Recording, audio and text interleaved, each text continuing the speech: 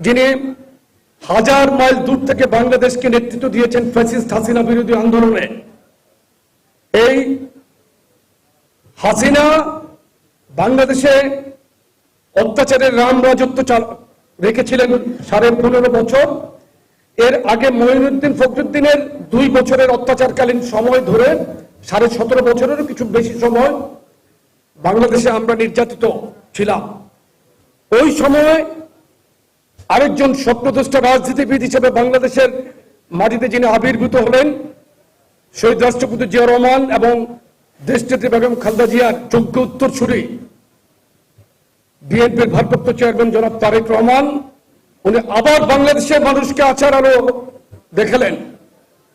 পৃথিবীর ইতিহাসে একটি বিরল ঘটনা উনি স্থাপন করতে পারলেন যে ডিজিটাল পদ্ধতিতে স্কাইপে এবং জুমের মাধ্যমে একটি বৃহৎ রাজনৈতিক দলকে কিভাবে নিয়ন্ত্রণ করে নেতৃত্ব দিয়ে বাংলাদেশের মানুষের বিপ্লবের যে আকাঙ্ক্ষা, সেই আকাঙ্ক্ষা এই 24 জুলাই আগস্ট বিপ্লবের মধ্যে কিন্তু বাংলাদেশে যখন সফল হলো, সেটা আপনারা যারা প্রবাস থেকে আমাদেরকে সহযোগিতা করেছেন বিভিন্নভাবে, রাজনৈতিক সাপোর্ট আপনারা আপনাদের সমর্থনের মাধ্যমে, জুলাই আগস্ট বিপ্লবকালীন সময়ে আপনারা রেমিটেন্স বন্ধ করে দিয়েছিলেন, এই সমস্ত সহযোগিতা বাংলাদেশের মানুষ কিন্তু মনে রেখেছে।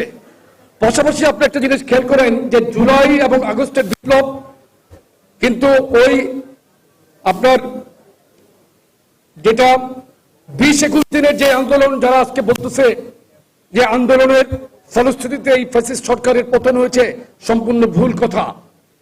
ধরেন আপনি একটি পিলারকে ভাঙবেন, আপনার আগে 99 জন মানুষ ওই পিলারটার মধ্যে আঘাত হানলো, 100তম ব্যক্তির আঘাতে পিলারটা পড়ে গেল, তার মানে 100তম ব্যক্তি কিন্তু ওটা ফেলে দেয় নাই।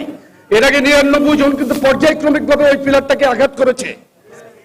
1 থেকে 99টা আঘাতে ওটা দুর্বল হয়েছে, 100তম আঘাতে গিয়ে ওটা পতিত হয়েছে।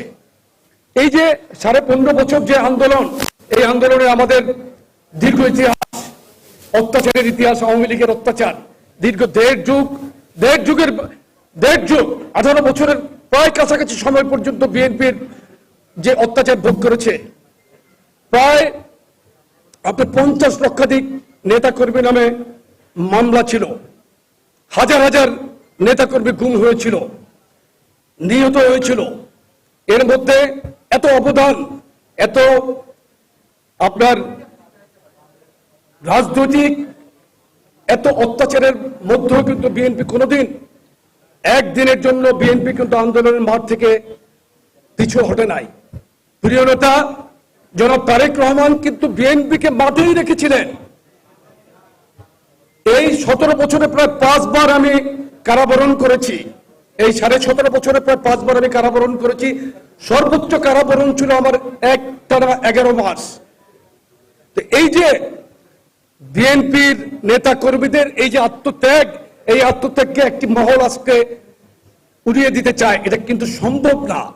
বাংলাদেশের মানুষ জানে যে এই যে ইতিহাস জিয়া পরিবারের হাত ধরে শুরু হয়েছে 1971 সন থেকে স্বাধীনতার ঘোষণার মাধ্যমে, সেটা আজকে পর্যন্ত বাংলাদেশকে নেতৃত্ব দিচ্ছে এই জিয়া পরিবার।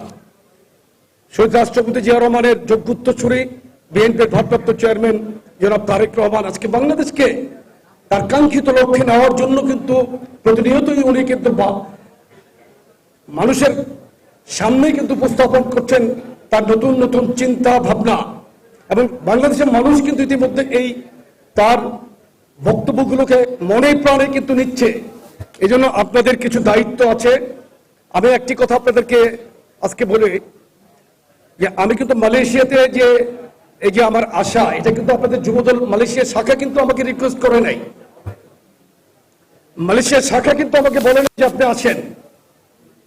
আমি যেহেতু সংগঠন করি, আজ থেকে 22 বছর আগে প্রথম আমি মালয়েশিয়াতে সফর করি, তখন আমি যুবদলের সর্বশেষ সদস্য ছিলাম কেন্দ্রীয় নির্বাহী কমিটির। তখন ছিল আমাদের বরকতুল্লাহ বুলু ভাই প্রেসিডেন্ট এবং মোয়াজ্জেম হোসেন আলাল ছিল সাধারণ সম্পাদক। ওই কমিটির সর্বশেষ একজন সদস্য ছিলাম। এটা এই কারণে বললাম যে মালয়েশিয়াতে আসে আমার প্রায় এই পর্যন্ত মালয়েশিয়াতে আমার 25-30 বারের মতো আসা।